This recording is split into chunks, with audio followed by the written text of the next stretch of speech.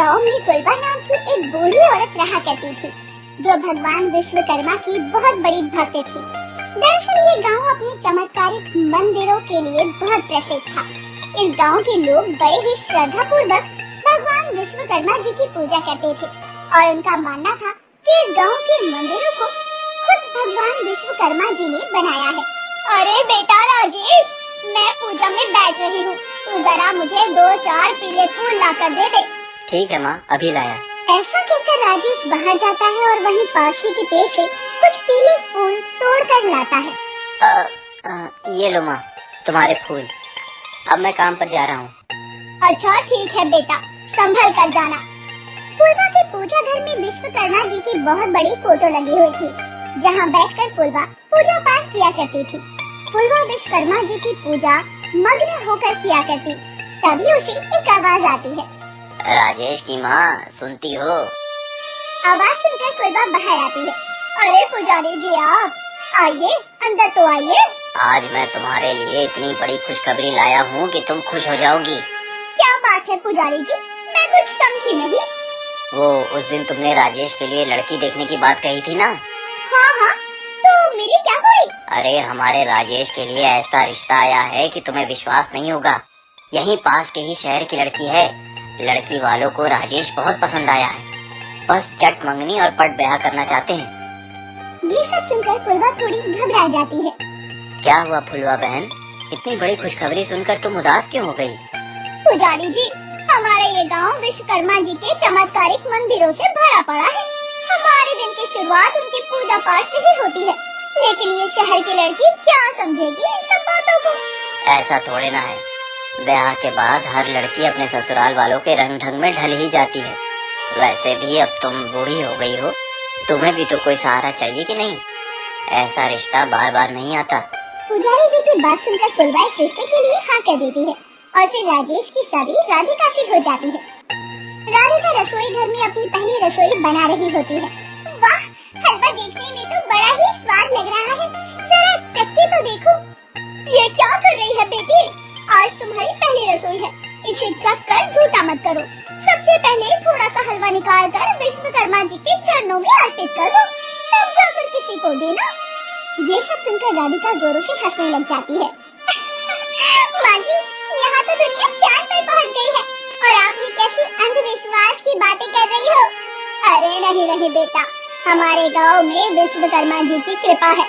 यहाँ पर कई सारे मंदिर अचानक रातों रात बने हैं। उनकी पूजा किए बिना हम कोई शुभ काम नहीं करते। आपको मानना है ना तो मानिए, लेकिन मैं नहीं मानती इन सब दकियानुसी बातों को। ऐसा कहकर राधिका बिना विश्वकर्मा जी को भोग लगाए हलवा खाने लग जाती है। राधिका कभी भी पूजा पाठ नहीं किया करती थी और तो और वो भगवान विश्वकर्मा जी का मजाक भी उड़ाया करती। बेटा, तुम्हें ना मानना हो तो ना मानो, लेकिन इस तरह विश्वकर्मा भगवान जी का मजाक तो ना उड़ाया करो। माँ जी, मैं शहर की पढ़ी लिखी लड़की हूँ, मैं नहीं मानती इन सब बातों को। अच्छा, तो जिस दिन अपनी आँखों से देख लोगी तब तो मानोगी ना, तब देखेंगे।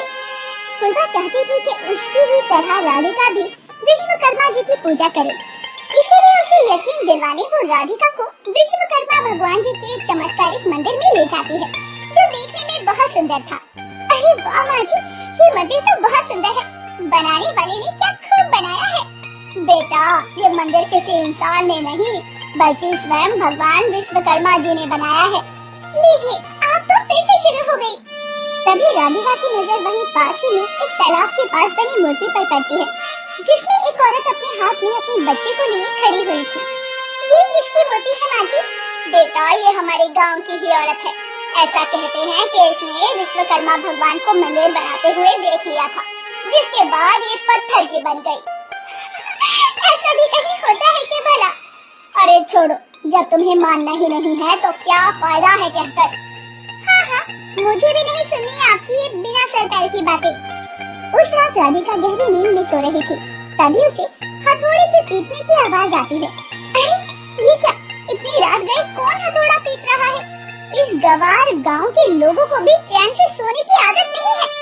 इस हथौड़े की आवाज से तो मुझे नींद ही नहीं आ रही। खुद ही चलकर देखती हूँ, इतनी रात गए कौन इतनी मेहनत मजदूरी कर रहा है। राधिका आवाज को सुनते सुनते एक सुनसान जगह पर जा पहुंचती है, जहां उसे एक अधेड़ उम्र का आदमी हथौड़ा लिए काम करता हुआ दिखाई पड़ता है। अरे ओ भैया, इतनी रात गई, ये क्या टोपी लगा रखी है? राधिका की आवाज सुनकर वो पीछे मुड़ता है। बेटी, वो मैं कुछ बनाने की कोशिश कर रहा था। आपकी आवाज सुनकर मुझे नींद नहीं आ रही, आप ही काम सुबह कर लेना। बेटी, मुझे रात में ही काम करना अच्छा लगता है, लेकिन तुम कहती हो तो मैं अभी काम बंद कर देता हूँ। अगली सुबह राधिका अपनी सास को रात की सारी कहानी बताती है। माँ जी, आपके उस मंदिर बनाने वाले भगवान का पता चल चुका है। अरे मैं कुछ समझी नहीं, तुम ये क्या कह रही हो? आप जिसे भगवान समझ रही थी, दरअसल वो एक अधेड़ उम्र का आदमी है जो रात गए इन मंदिरों को बनाता है। राधिका की बात सुनकर फुलवा हैरान हो जाती है। ये तुम क्या कह रही हो बेटी? माँ जी, कल रात मुझे किसी के हथौड़े पीटने की आवाज आ रही थी। जब मैंने आवाज का पीछा किया तो एक अधेड़ उम्र का आदमी हाथ में हथौड़ा लिए ठोका पीटी मचा रहा था। विश्वकर्मा जी की जय हो।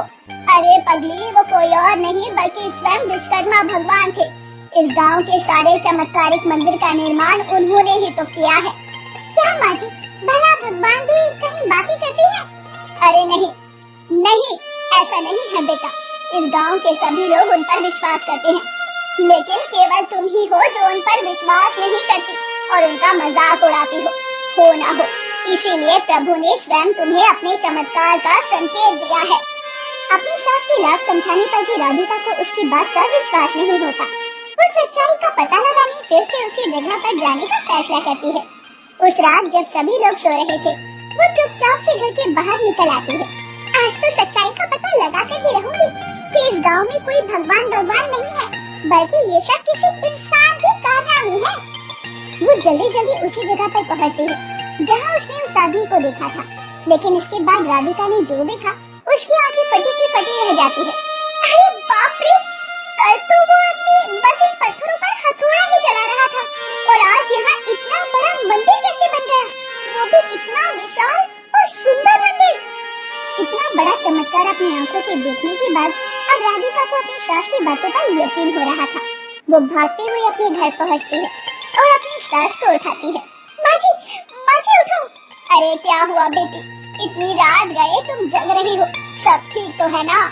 माँ जी, उस दिन आपने मुझे पूरी बात नहीं बताई थी कि आखिर उस औरत के साथ क्या हुआ था जो वो और उसका बच्चा पत्थर के बन गए। लेकिन ये सब कुछ तुम अभी क्यों पूछ रही हो? इस बारे में सुबह बात करते हैं। नहीं माँ जी, मुझे अभी जानना है कि आखिर उस औरत के साथ हुआ क्या था। इसके बाद फुलवा उसे पूरी बात बताती है। एक दिन वो औरत अपने बच्चे को लेकर उस मंदिर के पास वाले तालाब में कपड़े धोने गई थी। अचानक उसे कुछ आवाज आती है। वो आवाज का पीछा करते करते उसे मंदिर के बाग में पहुंच जाती है, जहां विश्वकर्मा जी मंदिर का निर्माण कर रहे थे। और फिर उसने विश्वकर्मा जी को मंदिर बनाते देख लिया। फिर क्या हुआ माँ जी? फिर होना क्या था, विश्वकर्मा जी ने उसे देख लिया और उससे कहा कि ये बात किसी को भी ना बताए। उसने हाँ तो कह दिया, लेकिन क्या माँ जी? जब वो वापस तालाब के पास पहुँचती है तो उसके मन में लालच आ जाता है और वो मन ही मन सोचने लगती है, अगर मैं गांव वालों को ये बात बता दूं कि मैंने स्वयं विश्वकर्मा जी को मंदिर बनाते देखा है, तो लोगों में मेरी इज्जत बढ़ जाएगी और मेरा दूर दूर के गांव तक नाम फैल जाएगा। और फिर क्या हुआ था माँ जी? ऐसा सोचते ही वो और उसका बच्चा दोनों ही पत्थर के बन जाते हैं। पूरी बात सुनने के बाद राधिका डर जाती है और चाहकर भी ये बात अपनी सास को नहीं बता पाती कि उस रात राधिका ने क्या देखा। अगली सुबह फुलवा राधिका को देखकर हैरान हो जाती है। राधिका हाथ जोड़े भगवान विश्वकर्मा जी की पूजा कर रही थी। आइए माँ जी, साथ मिलकर पूजा करते हैं। इसके बाद राधिका भी अपनी सास की ही तरह भगवान विश्वकर्मा जी की भक्त बन जाती है।